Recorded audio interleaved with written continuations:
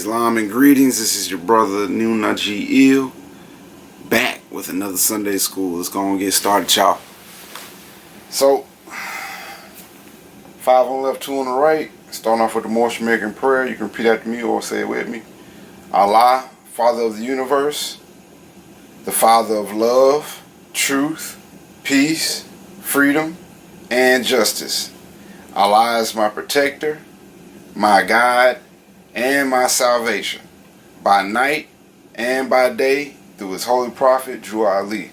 Ameen. Ameen, ameen, ameen. Islam Moors, as usual, we're going to start off with the reading of the 101s, and then we'll get into some discussion. Alright? So, number 1, who made you? Answer, Allah. Number 2, who is Allah? Answer, Allah is the Father of the universe. 3, can we see him? Answer, no. 4, where is the nearest place we can meet him? Answer, in the heart. 5, who is Noble Drew Ali? Answer, he is Allah's prophet. 6, what is a prophet? Answer, a prophet is a thought of Allah manifest in flesh. 7, what is the duty of a prophet? Answer, to save nations from the wrath of Allah.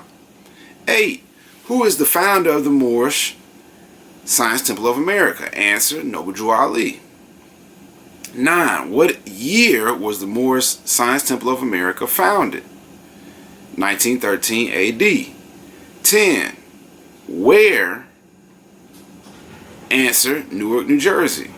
11, where was Noble Drew Ali born? Answer, in the state of North Carolina, 1886. 12, what is his nationality? Answer, Moorish American. 13, what is your nationality? Answer, Moorish American.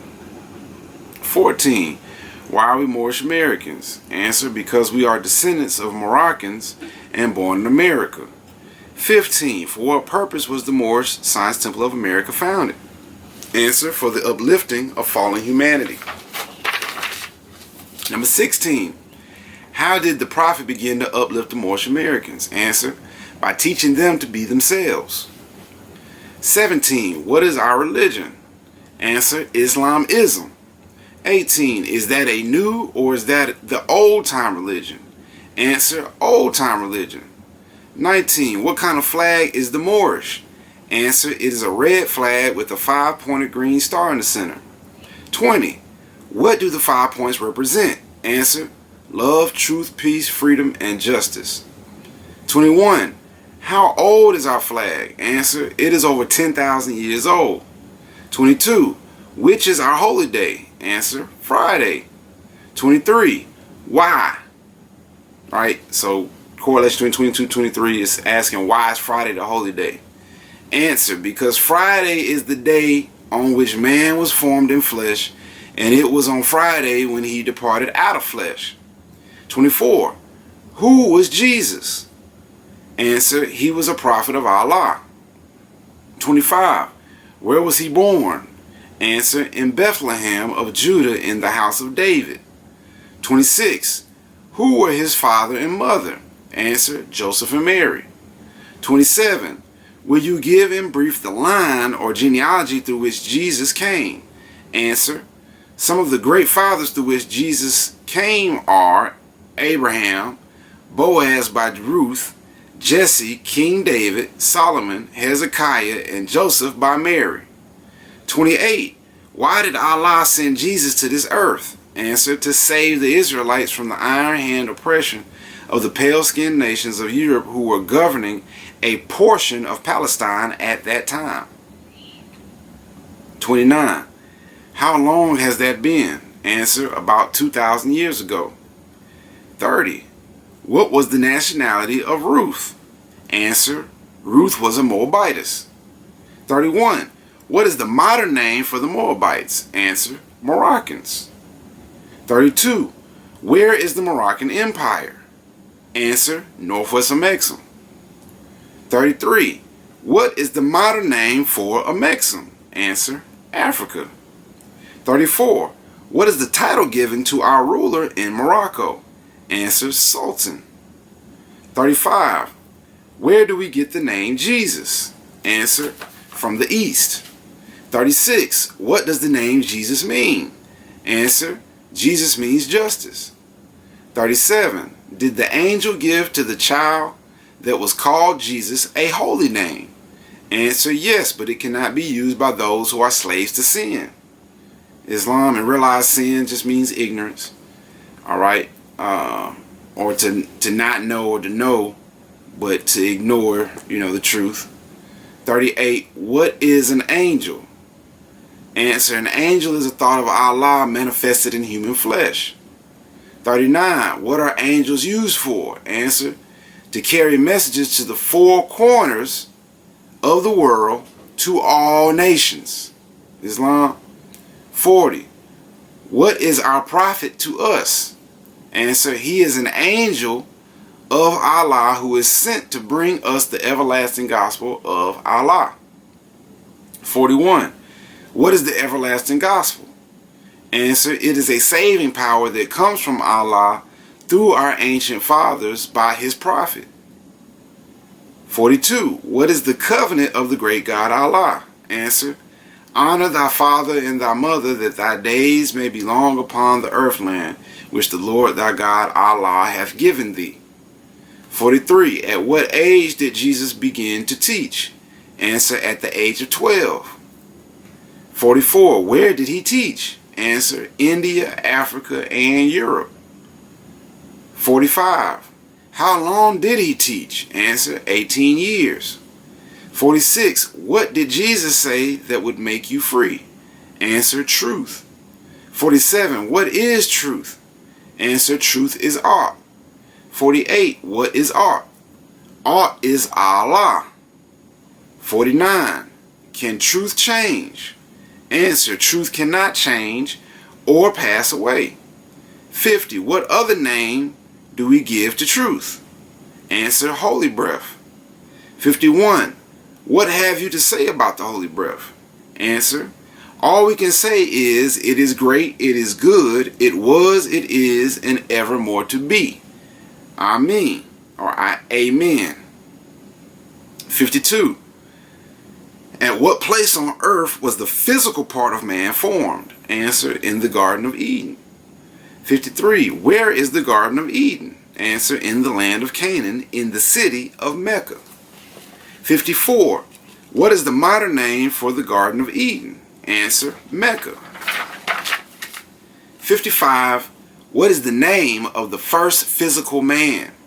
Answer, his name cannot be used only by executive rulers of the AC of the MST of 8. 56. What are the words of AC of the MST of 8? Answer, adept chamber of the Moorish Science Temple of America, third heaven. 57. Who were Adam and Eve? Answer, they are the mothers and fathers of the human family, Asiatics and Muslims. 58. Where did they go? Answer, they went into Asia. 59. What is the modern name given to their children? Answer, Asiatics. 60. Who is guarding the holy city of Mecca today to keep the unbelievers away? Answer, angels. 61. What is the modern name for those angels? Answer, Asiatics. Alright? And for those who've been asking me what I'm saying when I say Asiatics, I'm going to spell it for you. It's ASIATICS. Asiatics. Alright? 62. What is the shade of their skin? Answer, olive. 63. Are the Moorish Americans any relation to those angels? Answer, yes, we all have the same father and mother. 64. Give 5 names that are given to the descendants of Adam and Eve. Answer, Lucifer, Satan, devil, dragon, and beast. 65. What is the devil sometimes called? Answer, the lower self. 66. How many selves are there? Answer, 2. 67. Name them. Answer, higher self and lower self. 68. What people represent the higher self? Answer, the angels who protect the holy city of Mecca. 69, what people represent the lower self? Answer, those who were cast out of the holy city and those who accept their teaching. Islam. 70, what is the higher self? Answer, the higher self is the mother of the virtues and the harmonies of life and breeds justice, mercy, love, and right. All right, let me read that one again. 70, what is the higher self? The higher self is the mother of the virtues and the harmonies of life and breeds justice, mercy, love, and right. 71. Can the higher self pass away? Answer, no. 72. Why? Answer, because it is, talking about the higher self, it is Allah in man. All right, so the higher self is Allah in man. 73. What does the lower self breed? Answer, hatred, slander, lewdness, murder, theft, and everything that harms. 74. What did the higher self say to the lower self at one time when he met him? Answer, where are you going, Satan? 75. What was the answer that the lower self gave to the higher self? 75. The answer is, I am going to and fro the earth, seeking whom I may devour. This is what the lower self said to the higher self. Right? 76. Has he finished his task of devouring? Speaking of the lower self or Satan. Answer, yes. 77. When was his time declared out? Answer, when he nailed Jesus on the cross. 78. What are the last words Jesus uttered? Answer, it is finished. 79. What did he have reference to? Answer, he had reference to the end of Satan. 80. Did Jesus say that he would return to conquer him? Answer, yes. 81. What is the name of the person into whom Jesus was first reincarnated? Answer, Prophet Muhammad the Conqueror. Right? 82. Was Satan to be bound then? Answer, Satan was to be bound in part. Right? 83. When was the head of Satan taken off? Answer, 1453, Byzantine. 84. By whom? Answer, by Muhammad. 85. Name some of the marks that were put upon the Moors of Northwest by the European nations in 1774. Now this is really important. Very important for today's class. Negro, black, colored, and Ethiopia or Ethiopian. 86. What is meant by the word Negro? Answer, Negro is a name given to a river in West Africa by the Moors because it contains black water. Right? And they're referring to the Niger River. 87. What is meant by the word black? Answer, black according to science means death. Alright? 88. What does the word colored mean? Answer, colored means anything that has been painted, stained, varnished, or dyed. 89. What does Ethiopia mean? Ethiopia means something divided. Alright? 90. Can a man be a Negro, black, colored, or Ethiopian? Answer, no. 91. Why? Because man is made in the image and after the likeness of God, Allah. 92. What title does Satan give himself? Answer, God. 93. Will you define the word white? Answer, white means purity, purity means God, and God means the ruler of the land. 94. To whom do we refer to at times as being the great God, Allah? 95. Answer, Allah. Right? So 94, let me read it again. To whom do we refer to at times as being the great God? Right? Answer, Allah. 95. Is the devil made in the image and likeness of Allah? Answer, no. He is the shadow of our lower selves and will pass away. 96. Who made the devil? Answer, Elohim. 97. Who is Elohim? Answer, Elohim, and this is really important, is the 7 creative spirits that created everything that ever was, is, and ever more to be. 98. What is Elohim sometimes called? Answer, the 7 eyes of Allah. 9. How many days are in the circle? 7 days. 100. How many days? This is question number 100. How many days are in a creation? Answer, 7 days. 101. According to science, how many days are in a year? Answer, 7 days. Right? And to prove that, Monday, Tuesday, Wednesday, Thursday, Friday, Saturday, Sunday. Those are the only days of the week. Those are all the days that are present within a year. Right? And 52 of them make up the 365 days of the year. Complete cycle, 12 months, 13 months, depending on how you want to count the moon cycles and all that good stuff. And of course, if you check out the 101s and you notice this symbol, if you've got your ID, you'll notice this on the back. The hand press, right? And if you understand Masonry, you understand it as the Masonic hand press, but it's really the Moorish hand press. All right. Pardon any background noise, but we're gonna move forward here, and I just wanted to read some things onto the record. And this right here that I'm about to read is completely random. I was actually like last minute trying to get ready to do this class because I was like, oh man, I got so much on my mind, but I wanted to find something to kind of keep things on point today, because I have a lot of stuff that I want to cover and I don't think I'm gonna get to it all, so we just gonna go until, you know, the spirit or Allah guides us otherwise. So we're gonna see what's going on. But I'm reading today out of the Bhagavad Gita as it is, right?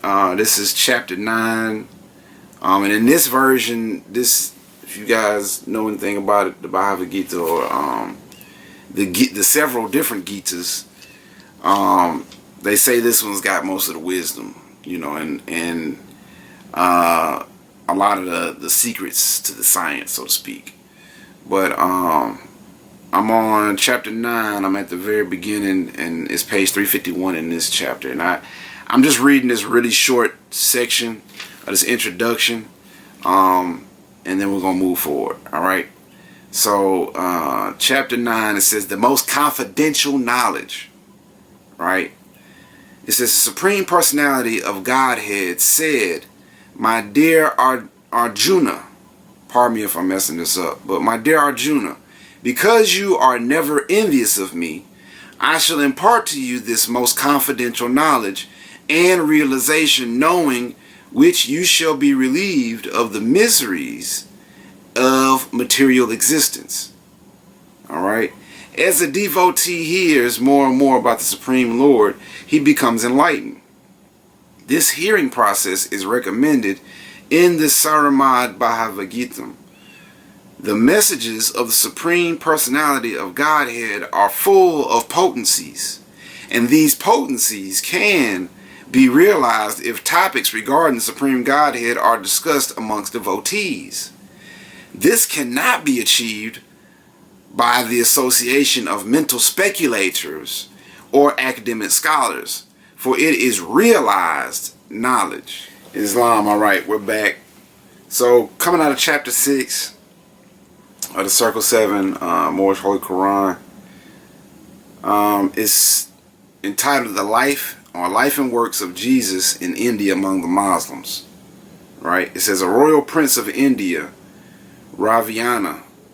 in the south was at the Jewish feast. Raviana was a man of wealth, and he was just, and with a band of Brahmic priests sought wisdom in the west. When Jesus stood among the Jewish priests and read and spoke, Raviana heard and was amazed. And when he asked who Jesus was, from whence he came, and what he was, Chief Hillel said, quote, "We call this child the day star from on high, for he has come to bring men a light, the light of life, to lighten up the way of men and to redeem his people of Israel." And Hillel told Raviana all about the child, about the prophecies concerning him, about the wonders of the night when he was born, about the visit of the Magian priest, about the way in which he was protected from the wrath of evil men, about his flight to Egypt land, and how he then was serving with his father as a carpenter in Nazareth. Raviana was entranced and asked to know the way to Nazareth, that he might go and honor such a one as son of Allah.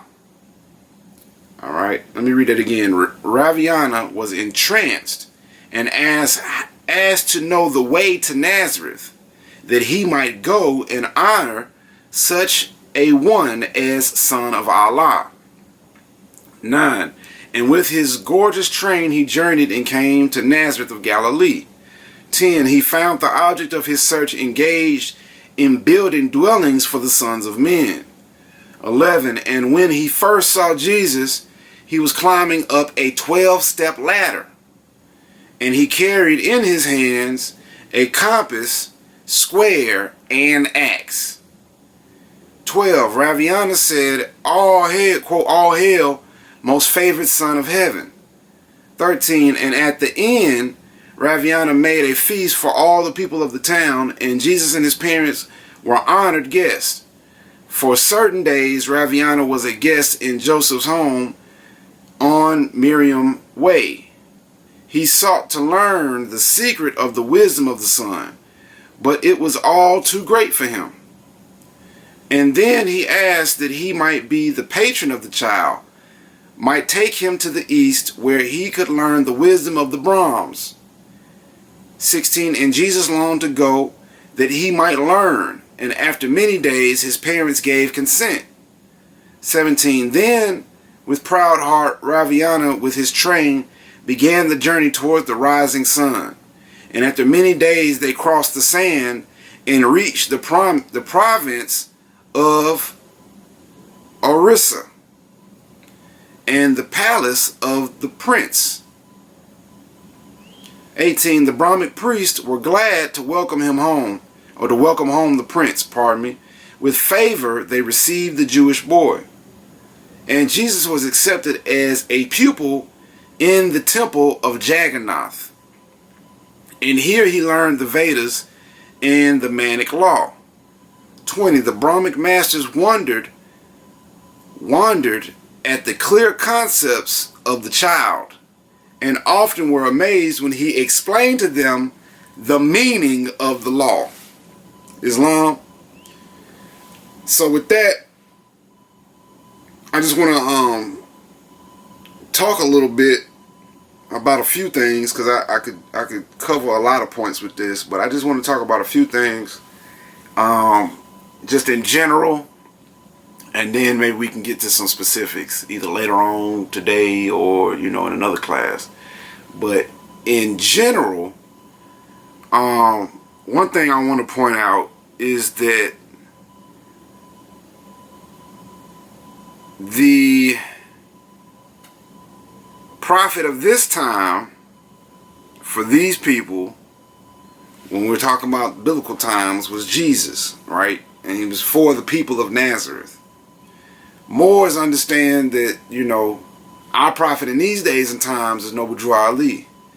And the majority of his work, though it was in North America, his work really does cover all of the Americas, right?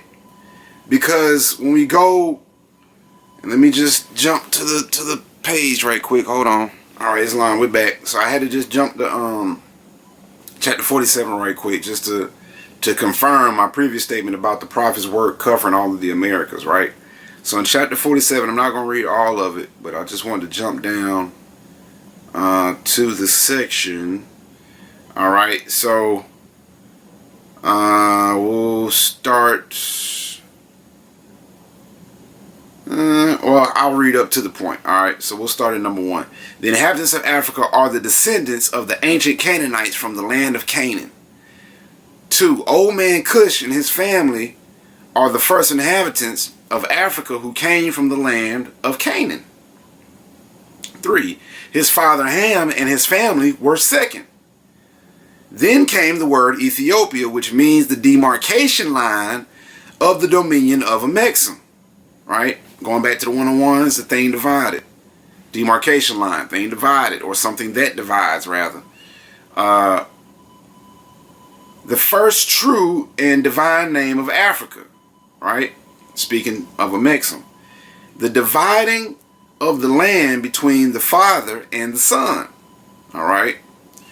And when we talk about the dividing of the land between the Father and the Son, just think estate. All right? Just think land or property.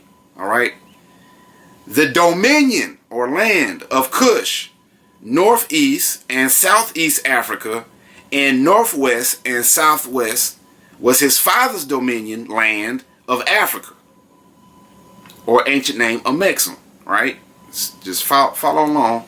5. In later years, many of their brethren from Asia and the Holy Lands joined them. Right? 6. The Moabites from the land of Moab, who received permission from the pharaohs of Egypt to settle and inhabit northwest Africa, or Amexem. They were the founders and are the true possessors of the present Moroccan Empire. All right? And notice it says in verse 6 here, it says empire, not kingdom. All right? It says empire.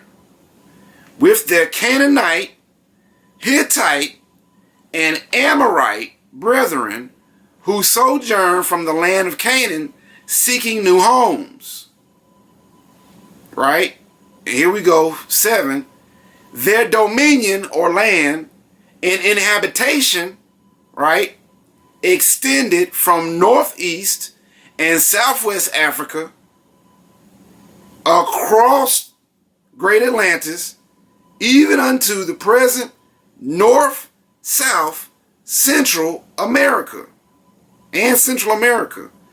and also Mexico and the Atlantis Islands, right? Before the great earthquake which caused the great Atlantic Ocean. Islam. So right there within Noble Drew Ali's works, he's mentioning directly the present day Americas, right? Or the ancient dominion and inhabitation of Ham, right? Which was split between father and son, Ham and Cush. And then it goes on to say, which I said I wasn't going to read all of it, but I'm not going to finish all of this. I'm just going to read this a little bit. The river Nile was dredged and made by the ancient pharaohs of Egypt in order to trade with the surrounding kingdoms. Also, the Niger River was dredged by the great pharaoh of Egypt in those ancient days for trade, and it extends eastward from the river Nile westward across the great Atlantic. It was used for trade and transportation. Islam. All right, so I just wanted to leave that right there. I wanted to read that part, and then we're going to jump back, and I'm going to read another little passage here, and then we'll just kind of talk and discuss from there. All right. All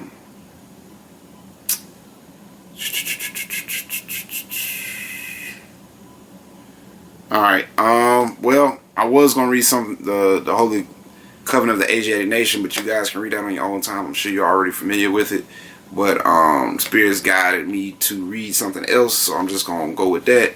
So 34, Holy Instructions, chapter 34, pardon me, still in the Circle 7, Moorish Holy Quran, chapter 34, Holy Instructions from the Prophet on sincerity. 1. O thou who art enamored with the beauty of truth, and hast fixed thy heart on the simplicity of her charms, hold fast thy fidelity unto her, and forsake her not. The constancy of thy virtue shall crown thee with her honor, pardon me. The tongue of the sincere is rooted in heart. Hypocrisy and deceit have no place in his words. He blusheth at falsehood, and is founded, but in speaking the truth he hath a steady eye. He supporteth as a man the dignity of his character. To the arts of hypocrisy he scorneth to stoop. He is consistent with himself. He is never embarrassed. He hath courage enough for truth, but to lie he is afraid. He is far above the meanness of dissimulation. The words of his mouth are the thoughts of his heart. Yet with prudence and caution he openeth his lips. He studieth what is right, and speaketh with discretion. He adviseth with friendship. He reproveth with freedom. And whatsoever he promiseth shall surely be performed. But the heart of the hypocrite is hid in his breast. He maketh his words in the semblance of truth, while the business of his life is only to deceive. He laugheth in sorrow, he weepeth in joy, and the words of his mouth have no interpretation. He worketh in the dark as a mole, and fancieth he is safe, but he blundereth into light, and is betrayed and exposed with dirt on his head. He passeth his days in perpetual constraint. His tongue and heart are forever at variance. He laboreth for the character of a righteous man. He huggeth himself in the thoughts of his cunning. O fool, fool, the pains which thou takest to hide what thou art are more than thou would make thee what thou wouldest seem. And the children of wisdom shall mock at thy cunning, when in the midst of security thy guise is stripped off, and the finger of derision shall point thee to scorn. Islam. And I read that for a number of reasons, but without I would say lightening the mood, I would simply say I read it for us as a people in general. And I'm saying this for a reason, because I think in my moment of hiatus, you know, my time that I've been away from producing videos and whatnot, I've been, you know, making my best attempt to handle, you know, other things that go on in life, as well as, you know, get some things ready for you guys on the back end, like I often am, just try to keep things moving. And because my work mainly is focused, and I do this intentionally, focused on the background, right? I don't have a lot of time to socialize. I don't have a lot of time to be worried about, you know, social issues for the most part, you know, other than you know, issues that directly affect Moors, right? Pardon me, hold on. All right, it's long, so we're back. So yeah, so I don't really keep up with a lot of confusion, but I'm aware of it, you know, trust and believe. And rather than, you know, stoop to the you know, kindergarten, grade school stuff, I you know, just reassess things and take it for what it's worth and move accordingly. You know what I mean? And just so you all know, I have not seen any formal charges or accusations on anything. I've been waiting for them. I actually was holding off to see, if I was going to have to deal with anything, and, nothing came about of anything. So, mind you, I was already late in finding out about everything happening. So then it's like, me being late on finding out, and then looking for a due date that I was already late for, and then realizing it had already passed. It was just a weird feeling. You know what I mean? And then it's like, and thank you to everybody who keeps me up to speed on stuff and abreast of things, but like, everybody else is more worried about it than I was. And anybody that knows me knows, like, I got a real life, I got other stuff I got to worry about, and it's like petty little, schoolyard, grade school stuff that is like so beyond me. Shout out to Ha Davis on that one. But like, really though, like, this is it's amazing to me how when we decided, and I say we meaning the Moors who I work with, who directly with Feds Province Regency and the Defense Council, and the Round Table, and Moors Order Round Table specifically, when we made a decision years ago to move forward with certain things, and to implement certain demonstrations that other Moors in the past had done before, but it just kind of had fallen out of practice, so to speak. It, to me at the time, I didn't think that we were gonna face so much opposition from our own side, but Taj was telling us, like, yo, the problem is really with us. We get more help from the Europeans than we realize. We get more help from other nationalities than we realize. Most of the opposition is gonna come from inside. I didn't want to believe it, honestly. Like, I really didn't. Being somebody who came, who's from Birmingham, Alabama, who's from a city, you know what I mean? Though we have our issues and our differences, on a street level, when it comes to real political issues and politics, like, we really, it's a chocolate city, you know what I mean? Like, we don't really have that much division, you know what I mean? And to go other places where I guess there's more diversity in terms of different types of Asiatic communities and whatnot, there's just more division, plain and simple. Whereas I guess in the South you don't really have that as much, or at least we weren't exposed to it as much growing up, because it was just, everybody was just kind of the same. You was either from the country, you was from the city, but we all from the South, you know what I mean? Kind of thing. But as I've gotten older, and now that I'm getting older, I'm kind of realizing how, lifestyles and backgrounds really do have an effect and an outcome on like how you view life and how you approach it and things like that. So it's like, when certain stuff happens, I think some of my haters, or whoever, whatever you want to call them, opposition, Moriscos, Conversos, whatever you want to call them, dirty Moors and stuff like that, I think they were betting on me being immature, or thinking immaturely like they do, or operating like they do. And it's like, if you want to holler at me, just call me. Like, YouTube videos and all that stuff, like, that don't do nothing. That just makes me laugh at you. At the end of the day.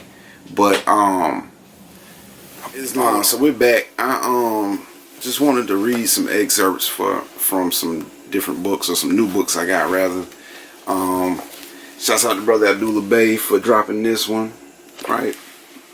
This is one of his newest books. It's called The Masonic Compass and Square and Their Masonic Connection to Measurement and Timekeeping. Alright. It's chock full of information, great breakdown of the science. And but I wanted to read this section just because there was a lot of mystery and conversations going on. And at one point somebody showed me this one rapper out of Atlanta, Saab Bibi, and he actually was kind of breaking down the science a little bit, and I was like, oh snap, alright, seeing that on the mainstream was kind of cool. But he was just kind of like talking about the tip of the iceberg, because of course it's a radio interview and all the rest of that good stuff. But I just thought this would be kind of cool to kind of build on what people are talking about and what I'm getting questions about. So and he just so happens to cover it in this book. So if you know the book, or if you got it, you can follow along with me on page 135. And I'm just reading through it. The section is called The Ancient Knowledge of Carbon 12, encoded in the number 666. Revelation chapter 13, verse 18, King James Version, right? And this should help take a lot of the mystery and spookiness out of this, this whole thing behind 666 and all that, mark of the beast stuff. And it says, here is wisdom. This is Revelation 13, 18, chapter 13, verse 18. Here is wisdom. Let him who has understanding calculate the number of the beast, for it is the number of a man. His number is 666. The number 666 relates to the carbon atom and man. Carbon 12 is one of the 5 elements in the human DNA. It is composed of 6 protons, 6 electrons, and 6 neutrons. Because of European social engineering, the masses of people throughout the world have been misled about the scientific references to the number 666. Most would be shocked to learn that the number 666 is not a quote-unquote evil number, but it is a number indicating life and carbon, right? The science of 666, and this is coming from GnosticWarrior.com, right, as a site. It's a website, rather. And it's saying, quote, carbon 12 is the most abundant of the 2 stable isotopes of the element carbon, accounting for 98.89% of carbon. The English name carbon comes from the Latin carbo for coal and charcoal, whence also comes the French charbon, meaning charcoal. Proof of 666 is found in the Bible via Isaiah chapter 6, verse 6. Quote, then one of the seraphim flew to me with a live coal in his hand, which he had taken with tongs from the altar. The name seraphim, meaning the burning ones, quote unquote, are the first hierarchy of angels, who some call demons, that were cherubim and thrones. Beelzebub was a prince of the seraphim, just below Lucifer. Lucifer is another word for phosphorus. The Latin word corresponding to Greek phosphorus is Lucifer. Phosphorus, a name meaning, quote, light bringer, close quote, is the morning star, or the planet Venus. When phosphorus is combined with the elements below and carbon, it forms our very DNA. When combined with oxygen and hydrogen, carbon can form many groups of important biological compounds, including sugars, lignans, chitinins, alcohols, fats, aromatic esters, carotenoids, and terpenes. With nitrogen, it forms alkaloids, and with the addition of sulfur, it also forms antibiotics, amino acids, and rubber products. With the addition of phosphorus to these other elements, it forms DNA and RNA, the chemical code or carriers of life, and adenosine triphosphate, or ATP, the most important energy transfer molecule in all living cells. 66.6 seconds process from complete shadow to complete illumination. Observe the equinoxes in the northern hemisphere, March 20th through and September 22nd. The passage of the sun's rays from south to north resulted at noon in the progressive obliteration of perfectly straight shadow that ran along one of the lower stages of the western facade. Fingerprints of the Gods, pages 175 to 176, Graham Hancock. And then you can also find or notice the height of the obelisk of the Washington Monument is 555.5 feet, or 6,666 inches. At the ground level, each side of the monument measures 55.5 feet long, equaling 666 inches. Right? Revelation 21, cubic city with 12 gates. If the triangle in the Vesica images is 481 plus feet tall, the diameter of the circle is 555 plus feet, or 6,660 plus inches. That is 555 plus feet. Diameter circles produce a vesica 481 feet tall. The Great Pyramid is 481 feet tall, and the Washington Monument is 555 feet tall. Right? 888. So the number 888, the Greek number for the name Jesus. Jesus, 8,880, the sacred geometry mysteries of Christianity. Right? You can look it up. Jesus 8880.com. The number 888 encoded at the dome of the Rock of Jerusalem in 691.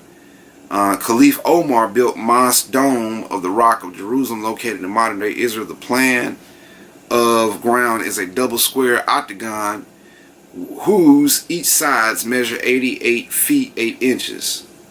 Right? And Jesus 88880, the Sacred Geometry Mysteries of Christianity, Volume 1, Volume 2, Revelation 2003-6-8. The Greek alphabet has an 888 structure, a circle with a circumference of 8,880 units to depict the raised Jesus. Alright, and I know I kind of went past all 666, but this is kind of getting to numerology and stuff. But like I said, it's a really good book. Got a lot of deep science in it. A lot of good breakdowns. But I just wanted to throw that out there, because I did get some questions about 666 and like what was the meaning behind it and everything, and I explained to them at the time that it basically was carbon, and it's 6 molecules, or six carbon, neutron, electrons, all that good stuff. But at the end of the day, all of this science, I mean, the nutshell is an explanation of the science of the planet and man, or heavenly bodies and man. But let me just kind of jump back in the book here. And Brother Abdullah, when I was in Philadelphia most recently, and again, let me just take a pause for the calls and say shouts out to all you Moors who I ran into while I was traveling, navigating through the city. Peace and love to y'all, honest to y'all, and thank y'all for all of y'all's love and support as I was moving and grooving through y'all's areas. So yeah, and I had a lot of good bills with y'all, good convos. I love to see that, love to run into y'all. That's always a good feeling to really know that somebody's at least paying attention. And beyond that, paying attention for the right reasons. Alright, so I wanted to talk about some things real quick, and then I'm gonna read some excerpts here, and then we'll just jump around, and like I said, we're gonna talk a little bit more, and I might pull some more stuff out. I got some news articles I want to hit today, but we'll see. Like I said, we'll see how we go. What we looking like on time. Alright, so this is again coming out of Brother Abdullah's book, and I just wanted to touch on the facts concerning our concepts, or our thoughts, because a lot of you guys in the comment section and emails and whatnot have really been going hard on this topic, and I kudos to y'all for demonstrating on this, and I just want to give y'all a little bit more ammo to back that up. In terms of this whole slavery myth, or I would say story, because it's, what do you do with a half-truth? if it's partially true, partially untrue, you know, or if maybe the facts are just a little bit twisted, you know. So what I want to touch on and just kind of give you an overview, if you just want to skip this part of the class, you know, if you just totally know everything about this. During the time of slavery, or the time that they quote unquote say that slavery was in its heyday, right? And leading up to you know, the 1800s and the subsequent, you know, 19th or 20th century, and the abolition, you know, the abolishment of slavery. So as we see it in that form, we have to realize and really begin to correct our concepts. And this is not just for Moors, but, you know, Europeans too, because they've been lied to as well. And it's obvious in how they're acting, you know, and how they're just showing their tail lately. But that's all by design too. You know, we're not upset for it. You know, we accept honesty in all of its forms. But you know, in truth. But when you're talking about this whole slavery thing, right? You got to realize and remember, they, meaning Europeans, were not ferrying people back and forth like they claimed they were. And there's a lot of reasons, you know, that you could argue against that. But the main reason I'm going to bring up today, based on the evidence I have presented before me right this moment, would be the fact that during this time period that we're saying that all of this slavery occurred, right, and leading up to it, you have a very long, documented, very thorough, very broad in the sense of who all was subject to it, period of Moors attacking, pirating, capturing, taking over, holding for ransom European captains in their ships, you know, taking all their goods, divesting them of all property, all wealth, right? And then charging the wives and or their families with the duty of not only coming up with the ransom payment, but making sure that it made it to its proper destination. All right? To ensure not only safe care, but a safe return of their loved ones, right? So if you already knew about that history, if that was already, you know, first in front of mind, if you already got your concepts corrected on that, hey, skip over this, you know, and we'll move on to something else. But for those who didn't know, I just wanted to read this section from the book here. And like I said, if you guys are interested, check it out. You know, it's available, I believe, at mooresandmasonry.com. If not, or if you can't find it, just give me a holler and I'll, you know, get you set. Or I'll, you know, get them on the site for you guys if you really want them. But either way, let me just read this section here, and I want y'all to really like pay attention to what we're covering here. And you guys can look up some of these orders. I'm gonna read out some of the orders and stuff. But hold on one second. We're almost out of time on the queue. Boom. All right, so we're back. All right, so this is coming out of chapter 1 here. Again, this is the Masonic compass and square and their connection to measurement and timekeeping, right? The European Masons and Knights, the stolen legacy of the Moorish estate. Several military knight orders were set up during the 12th and 13th centuries to fight the Moors in the Iberian Peninsula.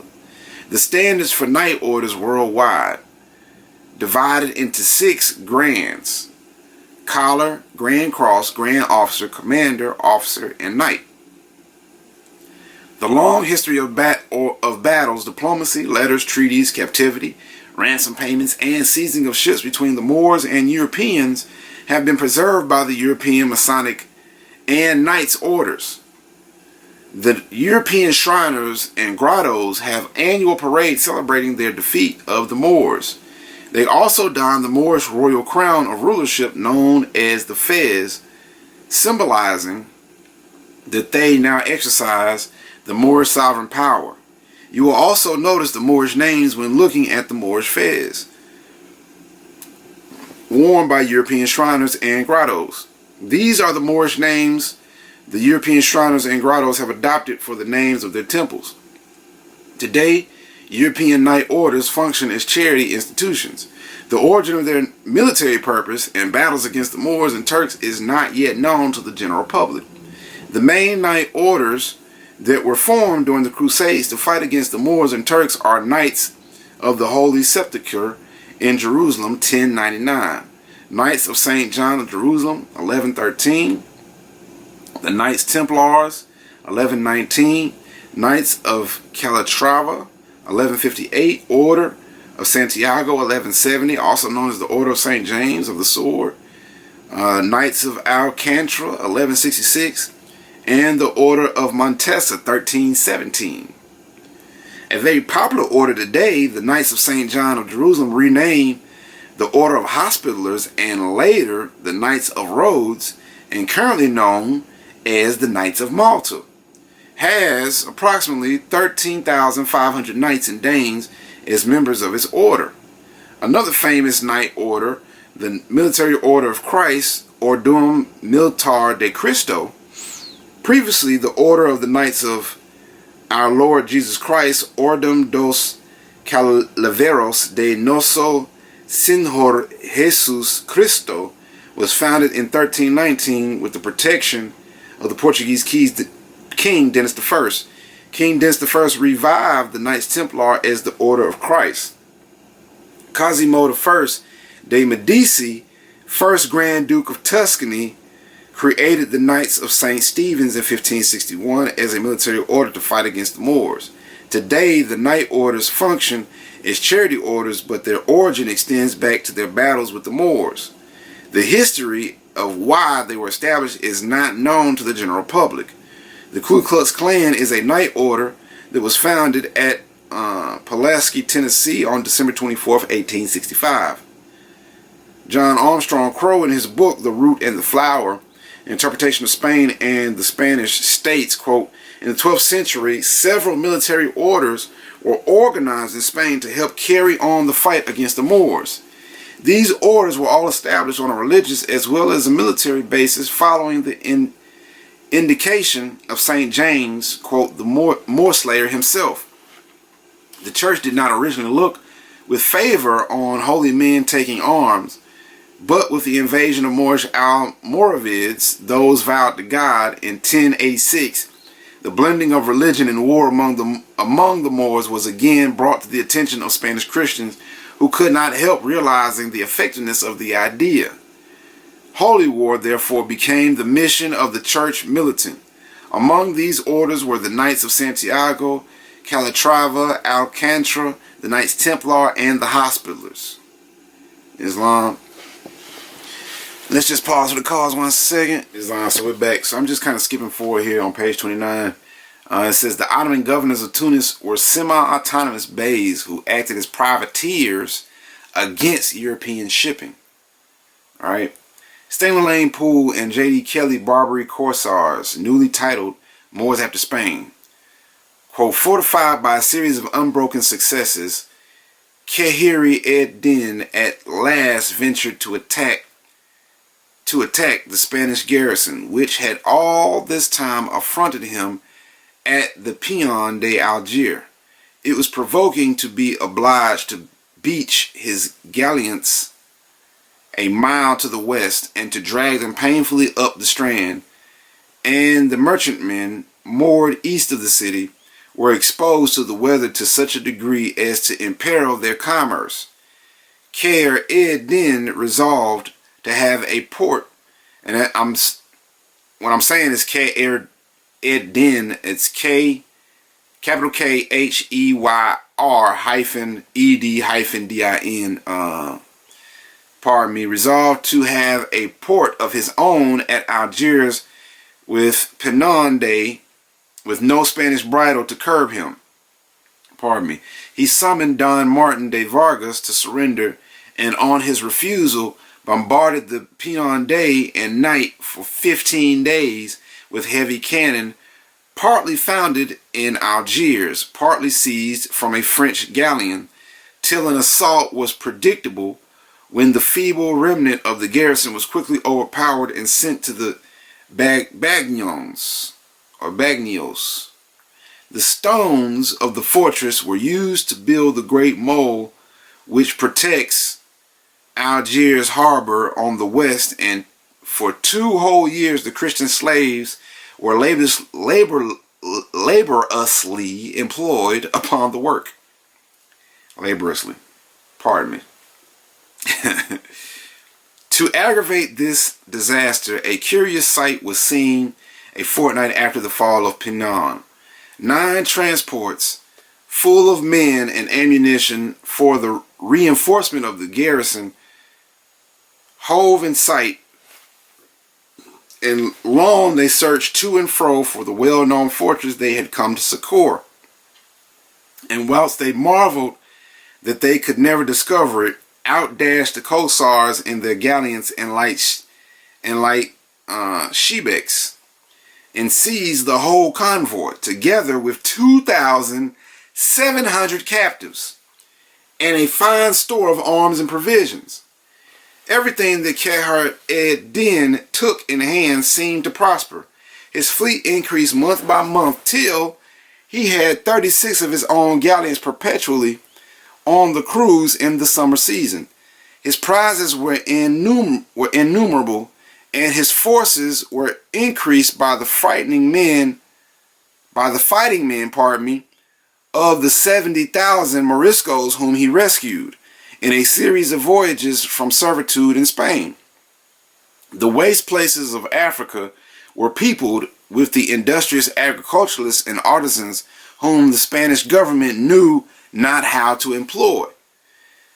The foundries and dockyards of Algiers teemed with busy workmen. 7,000 Christian slaves labored at the defensive works and the harbor, and every attempt of the emperor to rescue them and destroy the pirates was repelled with disastrous loss. Kheyr ed-Din's fame among Christians and Turks alike was at least as great and glorious as his rivals. He had driven the Spaniards out of Algiers and had inflicted incalculable energies upon the ships and shores of the empire. Long ago, when Kheyr ed-Din was unknown to fame, Doria had driven him from the Goletta, 1513, and in 1531 the Genoese admiral made a descent upon Cherchell, which Kheyr ed-Din had been strengthening, to the great detriment and anxiety of the opposite coast of Spain. The imperialists landed in force, surprised the fort, and liberated 700 Christian slaves. Then, contrary to orders and heedless of the signal gun which summoned them on board, the soldiery dispersed about the town in search of pillage, and began taken at a disadvantage by the Turks, and being taken at a disadvantage by the Turks, and Moriscos of the place were driven in confusion to the beach, only to perceive Doria's galleys rapidly pulling away. 900 were slaughtered on the seashore, and 600 made prisoners. Some say that the admiral intended to punish his men for their disobedience.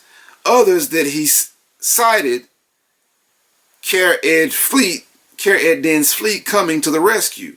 At all events, he drew off, and the 2 great rivals did not meet. The Genoese picked up some Barbary vessels on his way home to console him for his failure. Right? And there's some other books, I'm guessing here, that they're referencing the Ottoman Navy, 1470-1522, Sultan Suleiman the Magnificent, the Beglerbeg of Algiers, Murad I, Muhammad II, when Muhammad II issued forth with a fleet of 100 galleys and 200 transports, carrying 70,000 troops, and ravished the Negro Punt away from Venice in 1470, he had only to repass the Hellespont to be absolutely safe. Alright. I I could go on and on and on and on and on. And I probably will do a little bit more digging just to find some other information on this, so I can, just give y'all something else to go through. And maybe later on I'll go through and read some of the other stuff in the book. But at any rate, I got other stuff to go on to today. Because, and I had previously done a class about this, and then some other stuff had happened, and so like I didn't really get a chance to get it up, and then it was like, oh, I didn't think I needed to do it, because I'm like, oh yeah, y'all get it. I've talked about, Article 6. We've gone over the treaties and all of that good stuff enough for people to know why we're dealing with consular court, right? Wrong, Nun Nagi. So in the time that I've been away, apparently everybody has lost what little bit of consciousness they thought they had, or at least reading ability, I guess, to understand what's really going on with the Constitution and the treaties and why we're talking about consular court. I just think it'd be pretty important for me to go over it again, since people seem to want to take issue with the concept over anything else, which I don't know. Like I would think that if we're being honest with ourselves and we're operating love, true peace, freedom, and justice, that a lot of Moors have certain biases, against certain things, and granted, it's human, I guess, or it's natural to not like certain things or to be in fear of things that you don't understand. And moreover, it's also not wrong to have preferences, and your personal preference may not be somebody else's personal preference. But I don't agree with, and though I don't personally agree with everybody's choices, with whatever it is they do, but what I don't agree with is the demonization of somebody for a decision that doesn't really deserve to be demonized, if that makes any sense. In the sense that, like, if on a personal level, I don't like chocolate, and, you got a chocolate birthday cake, like, I might not eat any of your birthday cake, but it doesn't mean I don't like you as a person, you know what I mean?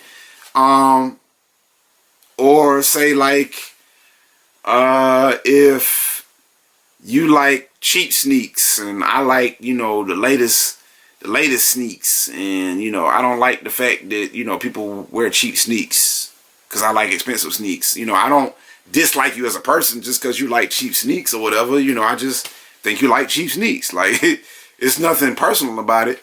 But far too often, and what happens more so than not, is that I think it just really happens when people like miss certain things, in translation, right? It's like when the prophet said, he basically told the Moors, Moors, take your places amongst the affairs of men. That could be interpreted 1,000, million, trillion different ways, and then some. Take your places amongst the affairs of men, right? But specifically when we talk about consular court, right? We put out a call to the nation, to the world, to all Moors, to anybody that wanted to assist in uplifting fallen humanity, right? And to aid in this demonstration, we also put out the consular court juror questionnaire. We also, had certain meetings, and we invited people to come to those meetings, and we discussed issues and topics. Stuff happened. It was what it was. It was all beautiful for that, for that time. And then, of course, like with anything, other people showed up. That we had never seen before, or we didn't expect to see. And for better or for worse, some people got active. Some people, didn't get so active. Some people, made a whole bunch of noise, and then they just kind of, disappeared, for whatever reason. Other people, I think, they kind of got excited about the idea of what it was, and then without really understanding the work that came with it, they kind of, got disillusioned. And then you got other people who just didn't pay attention to anything, and then they're just kind of like pointing fingers at everybody, for doing anything. And it's like, I think if they understood the duties that come with not just claiming to be a part of the movement, but claiming the title of Grand Sheik, or claiming the title of Grand Sheikess or Sheik or Sheikess, or being in leadership. Like, I think we take for granted a lot of times, and oftentimes, that these positions are positions of trust, right? And it says on the 101s, on the back of the 101s, is like vestrymen and everything. And, shouts out to Brother Hassan for his demonstration on the, the statutes that kind of go to the heart and the root of the 101s and all the work that the Prophet does. And mainly, I would say not the 101s, but that the statement, our authority, right? And everything that comes with that when you talk about that document, filed in Cook County, right? And recognize that when you ignore the basics, you often are gonna have problems with the advanced stuff. So like, if you try to skip kindergarten and first grade and third grade without knowing anything that happened in first grade, kindergarten, and third grade, and then you go to fourth, fifth, and sixth or whatever, and you don't have any of the knowledge base that would be given to you in those prior grades, then you're gonna have some problems with the work. You know what I mean? You might even feel some type of way when you see somebody else doing the work, half-ass doing the work, doing whatever it is they do, but they're doing it at a fifth grade level, or they're talking about fifth grade work, and you have a third grade or a second grade understanding. And it's like, Taj would often make these analogies about first grade, kindergarten, third grade, and all this other stuff, and it didn't make sense. But now I'm starting to get it.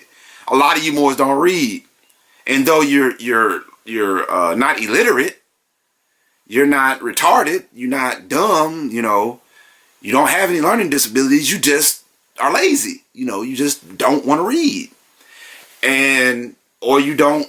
Shouts out to Nick Cannon. You don't have the spiritual capacity or patience to read, right?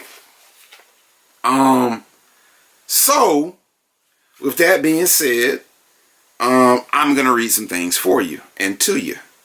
And I hope that y'all are paying attention. I hope that y'all are looking at this with an open mind. If you're not, then just keep looking crazy if you want to.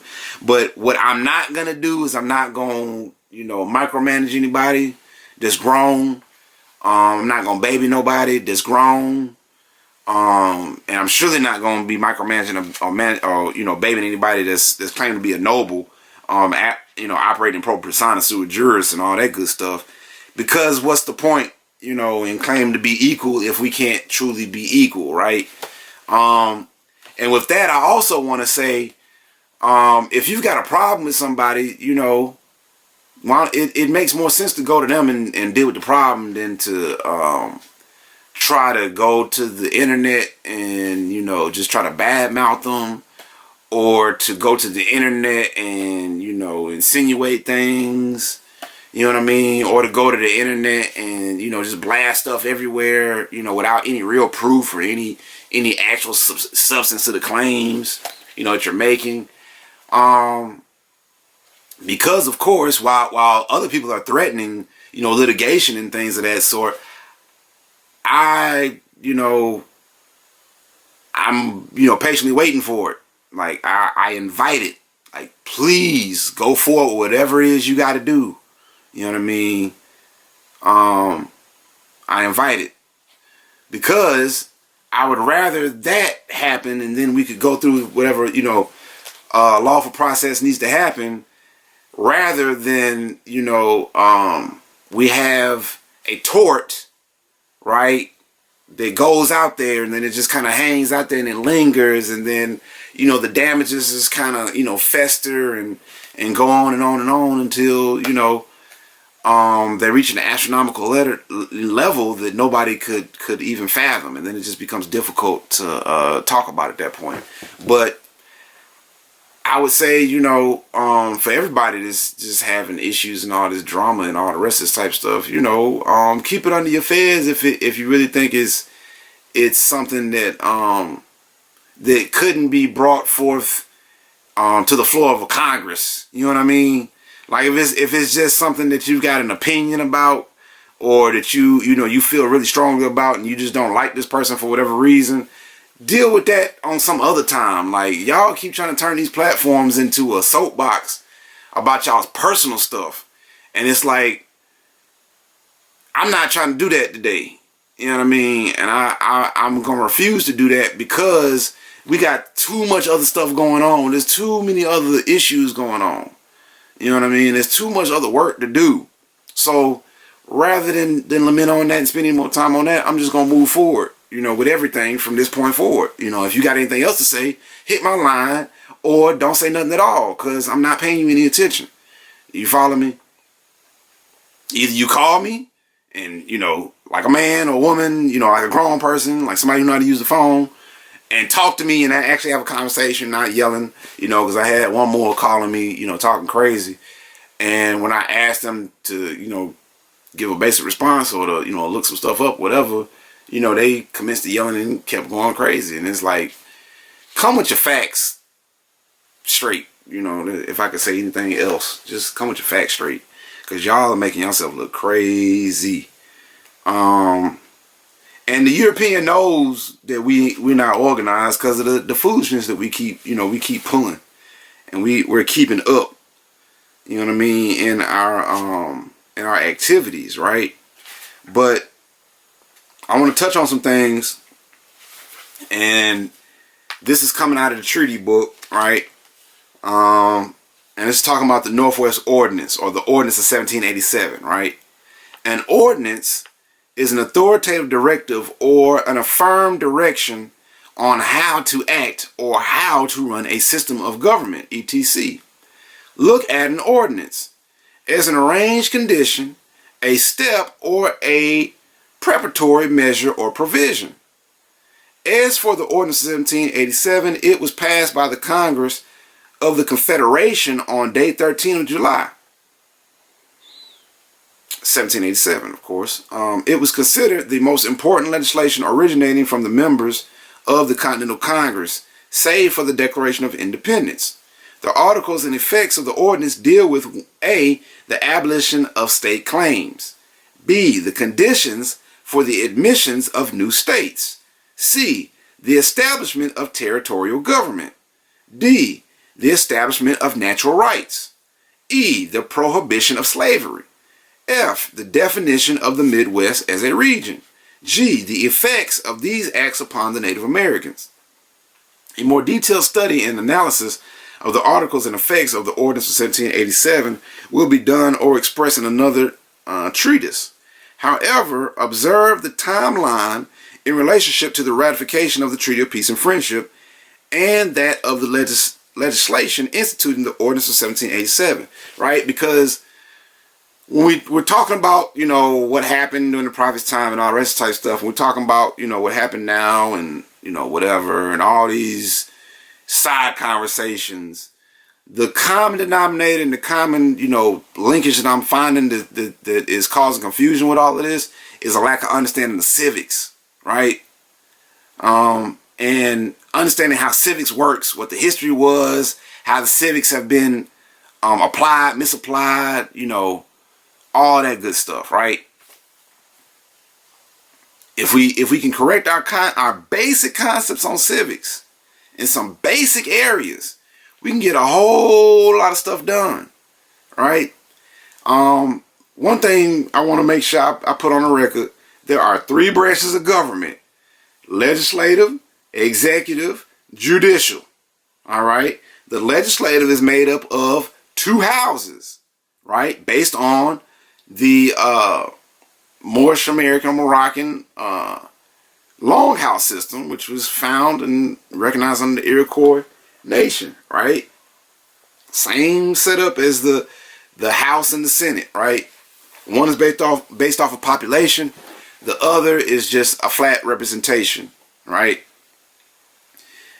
So that's the legislative. Then you've got the executive, right? That's the part that a lot of people are having issues trying to figure out how that works right now, you know, because they're looking at executive authority and the executive powers and all that good stuff. But that's the office of the president and the cabinet, right? Which we'll break that down a little bit more later, I think, if we get time, but you may have to save it for another class. But the cabinet, you know, that makes up the executive branch, and they run the various departments or agencies under the government, you know, that are under the executive branch of the government, right? So then there's legislative, executive, and then we have judicial, right?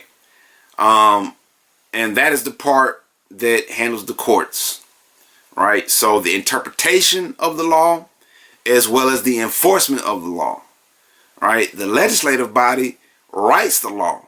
Executive can help write the law, but they, you know, and they do a little bit of both, right? Because through the executive powers, they can reinterpret the law or rewrite the law themselves, right? So these are just some basics in terms of understanding just basic civics, and I just had to put that on my record because some of y'all just confused on some real basic stuff, but got all the advanced stuff down, but real gone off the basics. But let's get back to the reservation on this one. So later on the 7th day of August of 1789, the newly formed Congress of the United States, under its Republican form of government, affirmed the ordinance with minor changes made to conform under the Constitution. The ordinance, with its politically impacting language concerning nobility and slavery, was expressed in the now socially and politically hidden clause and organic 20 sections to the original Amendment 13, or 13th Amendment of the United States Republic Constitution. This original entry of Constitution law is usually referred to by scholars and historians in one of the following three forms. A, the Title of Nobility Clause, Amendment 13. B, the Title of Nobility Amendment. C, the original Article of 13th Amendment. The Ordinance of 1787, also referred to as, quote, the Northwest Ordinance and the Freedom Ordinance. The significance of this ordinance is that it constitutes a formal government of the territory of the United States northwest of the Ohio River. The divisions and issues arising out of the passage of the ordinance, hold on, Islam, we're back. So the divisions and issues arising out of the passage of the ordinance brought about many sensitive political problems concerning the tentative controversies existing between free states and those jurisdictions referred to as slave states. These issues became the basis of critical political questions of contradiction in North American politics during the 19th century up until the advent of the Civil War. Right? With the foregoing background information in mind, consider the official date of the adoption of the present Constitution being 1788 to 1789. Then note the date, December 1st, 1789, which is the time of the drafting and mailing of one of the most revealing letters from President George Washington and forwarded to His Majesty the Sultan Muhammad ibn Abdullah of the Moroccan Empire. Right? Now, speaking of that letter, I found a copy of it digging in my records that is handwritten, right? I know y'all can't read that right there, but I'm gonna get this on the site for you guys so you can check it out for yourself. But let me jump to the letter here for those who haven't heard it. And I want you guys to pay attention to what George Washington is saying, because oftentimes a lot of Moors, again, we get confused about who we are and where we are, and you know what that means. And I just want to make it real clear to everybody First off, that as Moors, people that identify themselves being Negro, Black, Colored, Puerto Rican, Mexican, everything in between, right? If you're a can or an American, then you're a Moorish American, right? Or simply a Moor. And so to bring clarity to where we are, who we are, what's really going on, I wanted to read this letter from George Washington Muhammad ibn Abdullah, Sultan of Morocco, right, at City of New York, December 1st, 1789, right, and it reads, "Great and magnanimous friend, since the date of the letter which the late Congress by their president addressed to your Imperial Majesty, the United States of America have thought proper to change their government and institute a new one agreeable to the Constitution, of which I have the honor herewith to enclose a copy.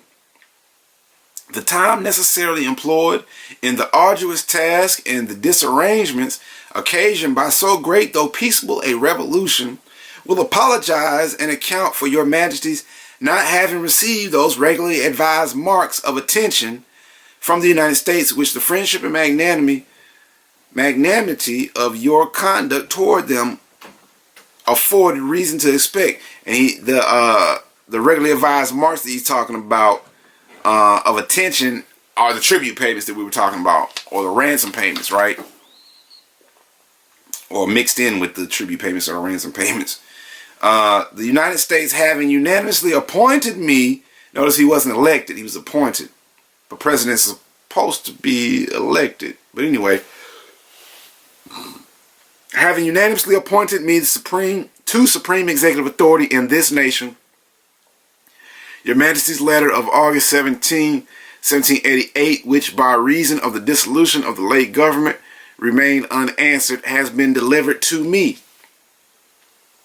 I have also received the letters which your Imperial Majesty has been so kind as to write in favor of the United States to the Bashars of Tunis and Tripoli, and present to you the sincere acknowledgments and thanks of the United States for this important mark of your friendship for them. Pardon me 1 second. Islam.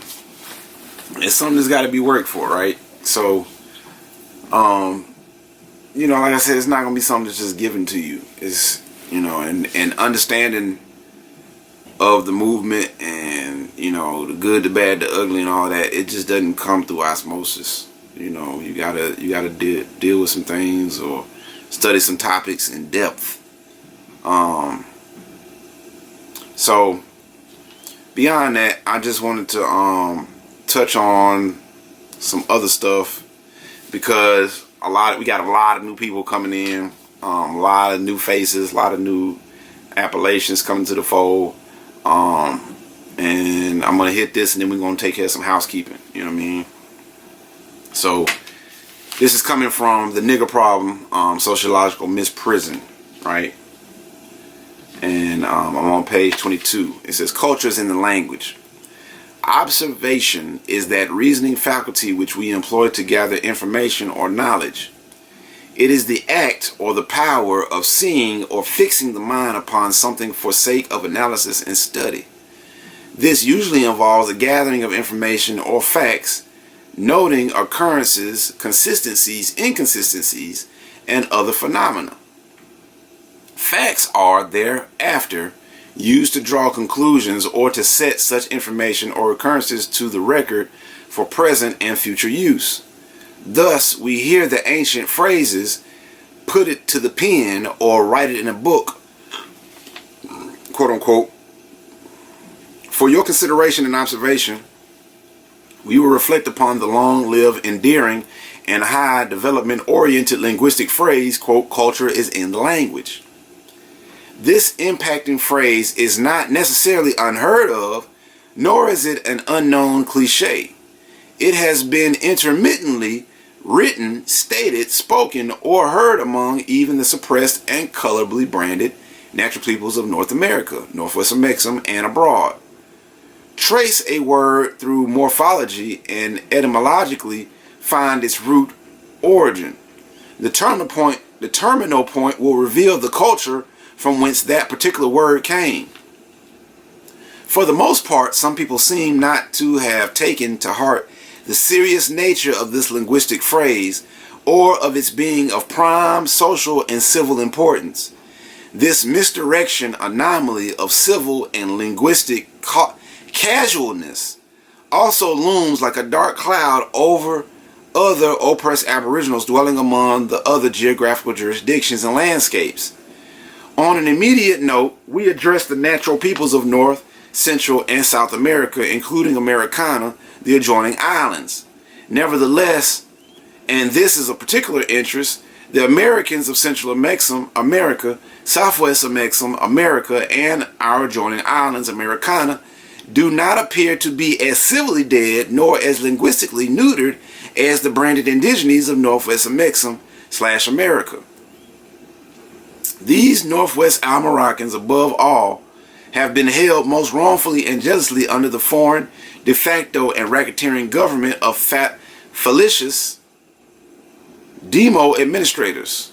This condition is bolstered by colorable demo miseducation, misrepresentation, extortion, and forced servitude.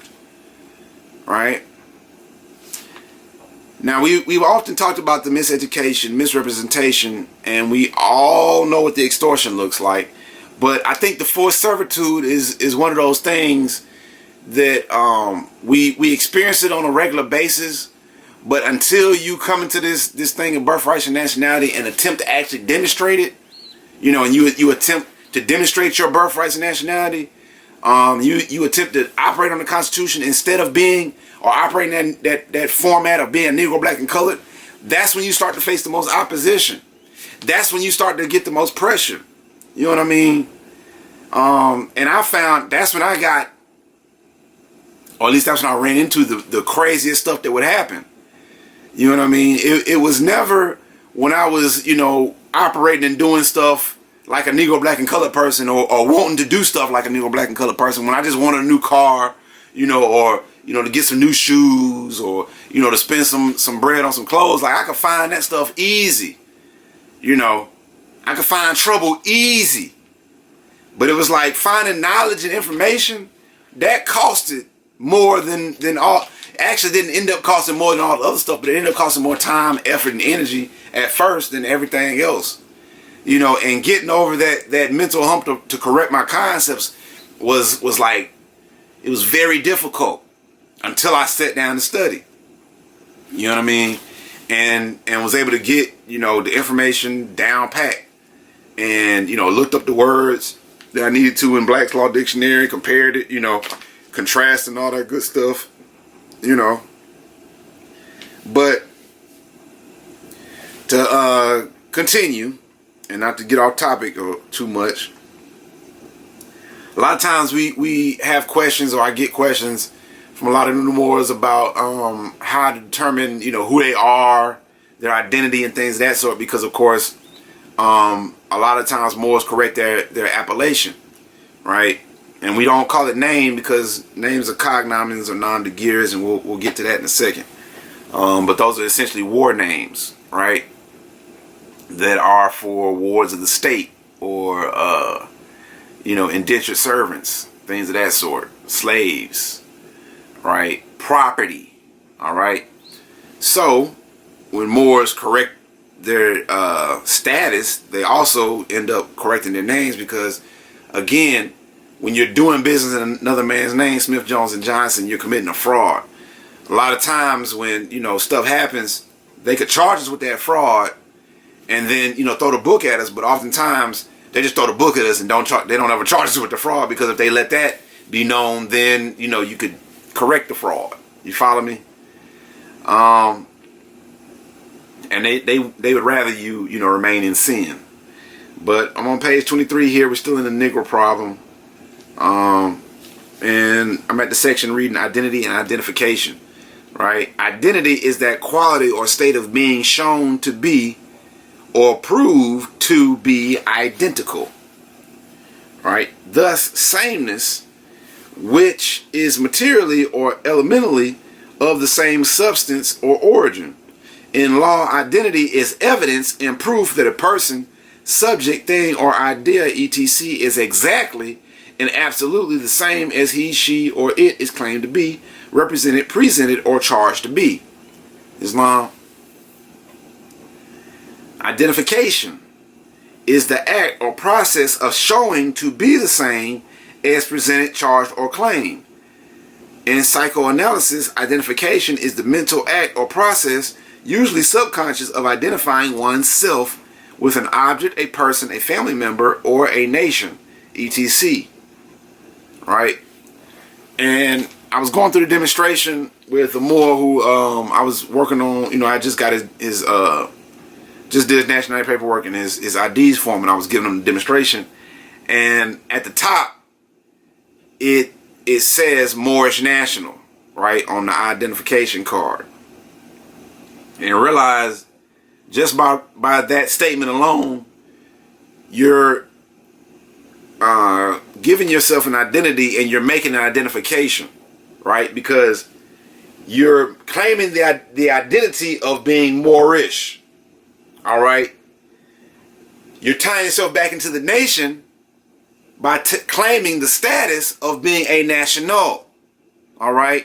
Who is being national, meaning that you're one in the same part and parcel, right? Part of all the parts of the nation. Once you make the claim, right? And the reason why we have to make this claim, of course, again, we were given a cognomen or a slave name, right? Or Nun Nagi. And so moving forward, this section on Nun Nagi states, Nun Nagi is French in origin, and essentially means a pseudonym of fictitious name to taken or given for a particular course of action, a war name, right? When addressing a person, place, or thing, one is only correct and honest when one calls or refers to a particular person, place, or thing in proper name. A name outside of that which is proper would be called a nickname, Nun Nagi, or misnomer. Islam. A misnomer is a name which is in error, is wrong, or that is unsuitably applied to a person, place, thing, idea, or object, etc.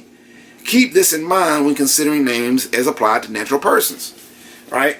So when you take a Christian Scottish name and apply it to a Moor who by tradition may possibly be Islamic or practice one of the African traditions or traditions of a Qibla, pardon me, you're attaching a misnomer to that person because that is a name that's an heir to their original culture, to their bloodline, to their heritage, right? To their consanguinity. Again, bloodline, meaning bloodline, right? And the following the descendancy of that bloodline, right? It goes on to say here, a name is a word or words by which an entity is designated or distinguished from others. Names are used in society to evaluate and are verbal representations of a person or thing, etc. Names are thus general terms, words that are given to expressly classify according to distinguishing characteristics. Names also denote possession or possessions, right? So this is Bill's book. This is John's car. This is Jane's wallet. You follow me? This is how names can denote ownership. But also, names can denote ownership and how else, especially during the time of slavery, by ownership, again, of property, right? So they would teach the slaves with limited reading, limited speech capacities in terms of English, to answer to the name of the slave master. Right?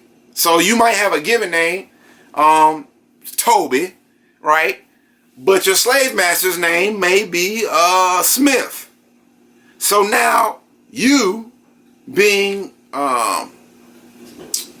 how should I put it, colonized and totally stripped of your birthrights, nationality, heritage, culture, name, language, tongue, all of that good stuff. You now, instead of answering by your previous appellation, you answer by Tom Smith or John Smith, Toby Smith, pardon me. So now you answer by Toby Smith. And if you ever, just so happen to get away from the plantation or decide to run away and you get caught, when they ask you who you are or what your name is, when they ask you about your identity, right, or any identification, they would have either buttons or brands, or the slave would be trained to answer in a particular way. And once slave masters realized that it decreased the value of the slave to physically brand them, they learned and realized that they had to mentally brand us with certain labels, brands, cognomens, names that would identify us as their property.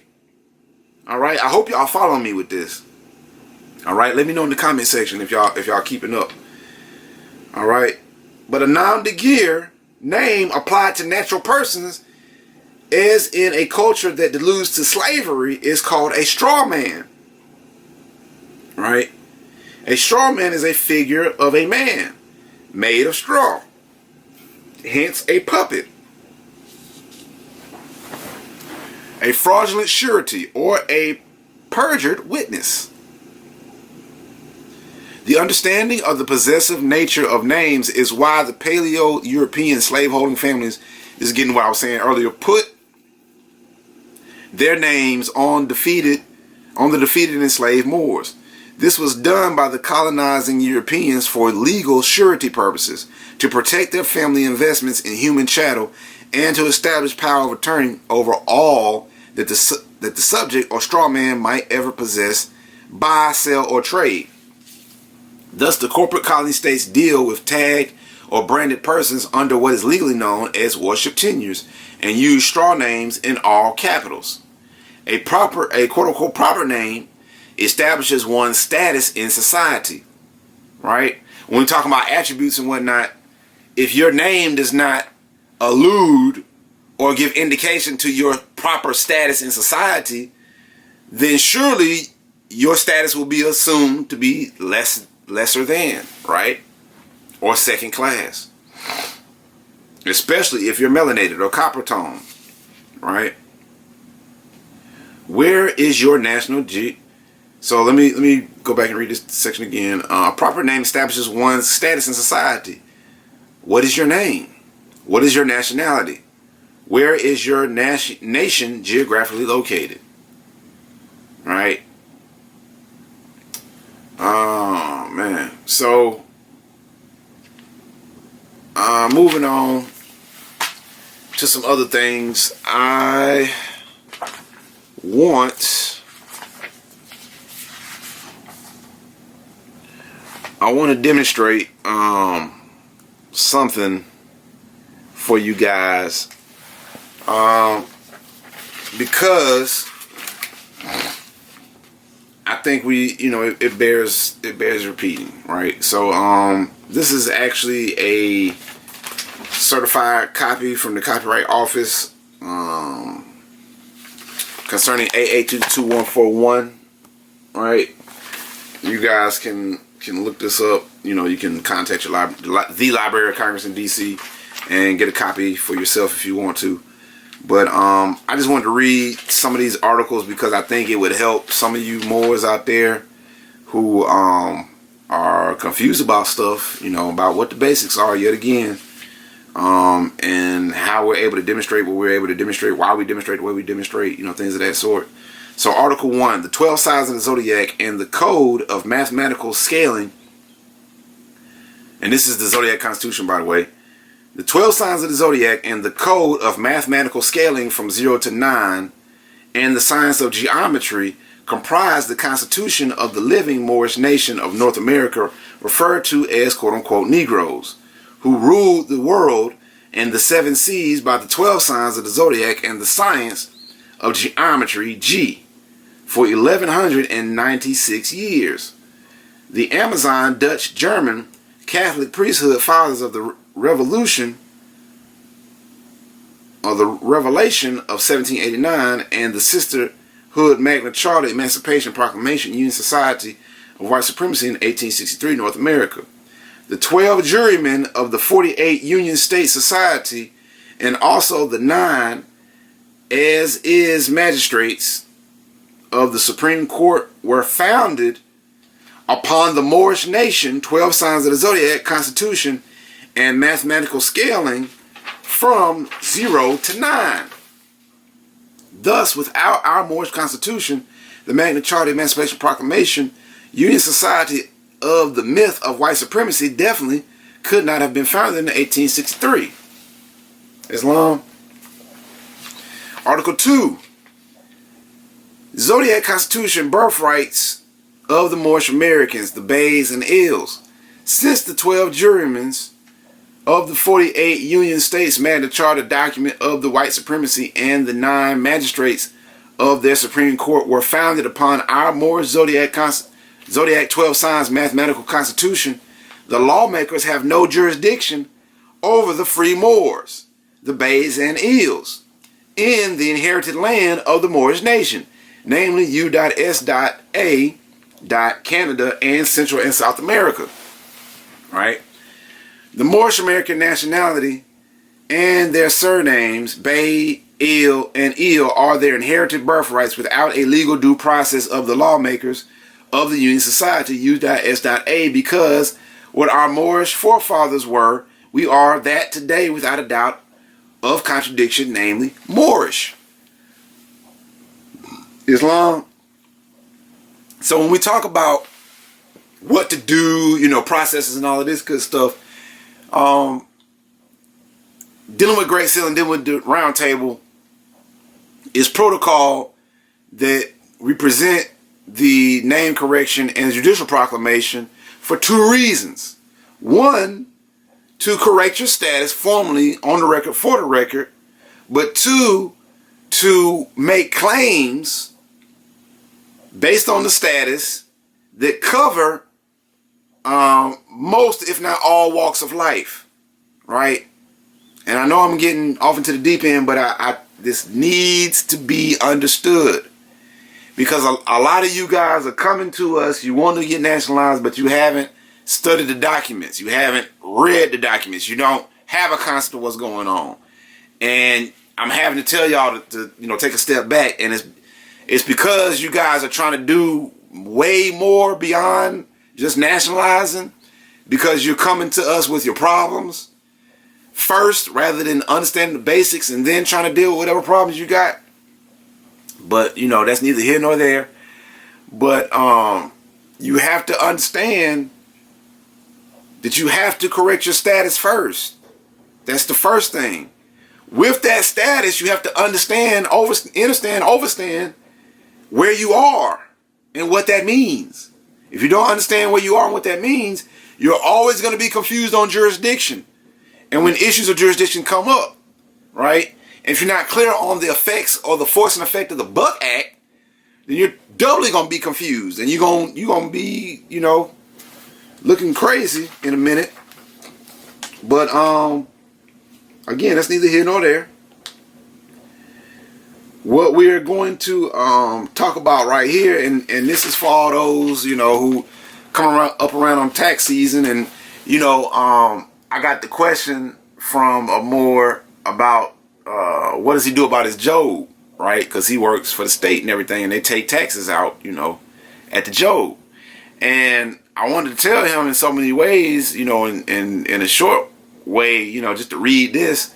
But essentially, if you understand what I'm about to read and you know how to write writs, then you can just write a writ explaining what it is that you get from this, demonstrate it, you know what I mean, and just kind of follow through with it in the writ in terms of putting them on notice. Let them know what your status is and subsequently what needs to happen because of that. Or what doesn't need to happen, if you're trying to keep something from not happening, whatever the case is. But anyway, apply it as you see fit.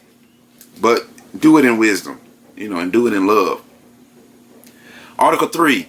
Taxes and military exemption for Moorish Americans, the Bays and Eels.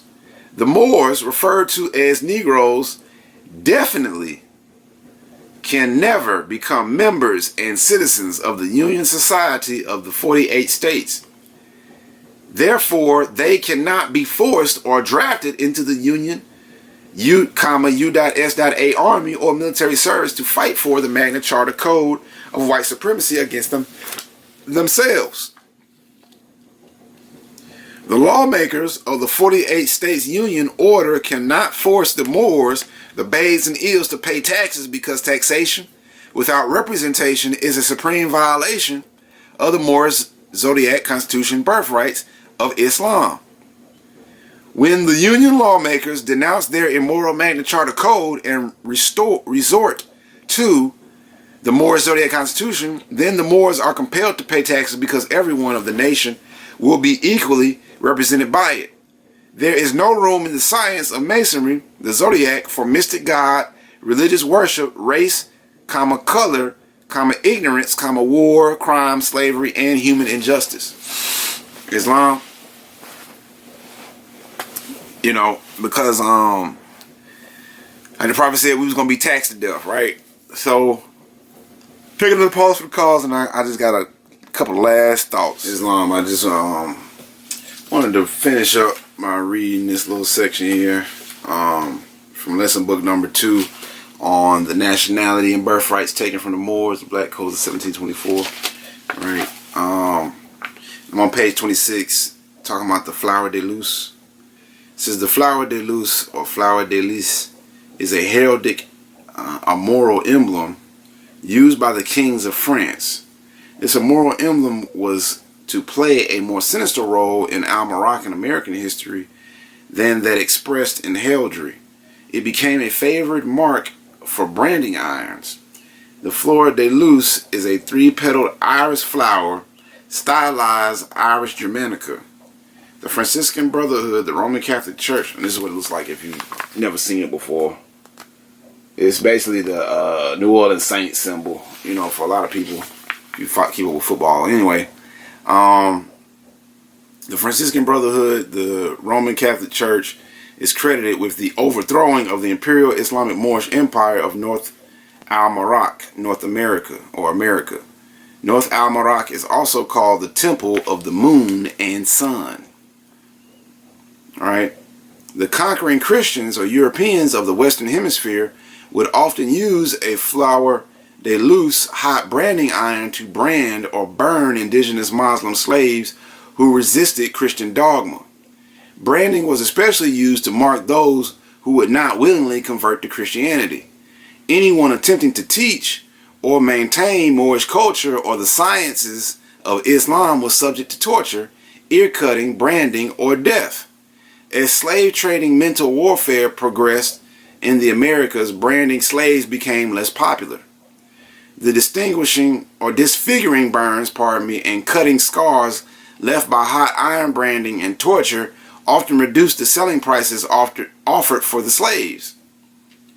A more profitable means or system of branding had to be found.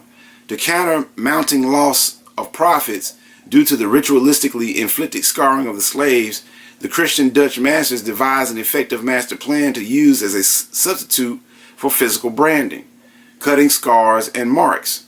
The first step in that process was to remove the noble titles of the enslaved Moors. This branding system is best known as the mark that leaves no visible scars. The words Negro, black, colored, etc. were also coined and used by the Albion masters as slave marks for permanent description labels on enslaved Moors. This clever branding system was later expanded to the public record. The defeated and enslaved Moors were now branded with the European slave masters' family surnames. The European surnames were used to mark the slaves as chattel. So it's like now they don't have to physically burn you with a hot iron to show that you're their property.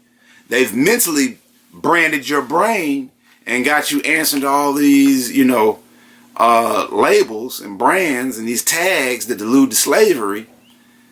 And now they don't have to, physically burn you, right? So the words Negro, Black, Color, etc. were also coined and used by the Albion masters as slave marks for permanent description labels on enslaved Moors.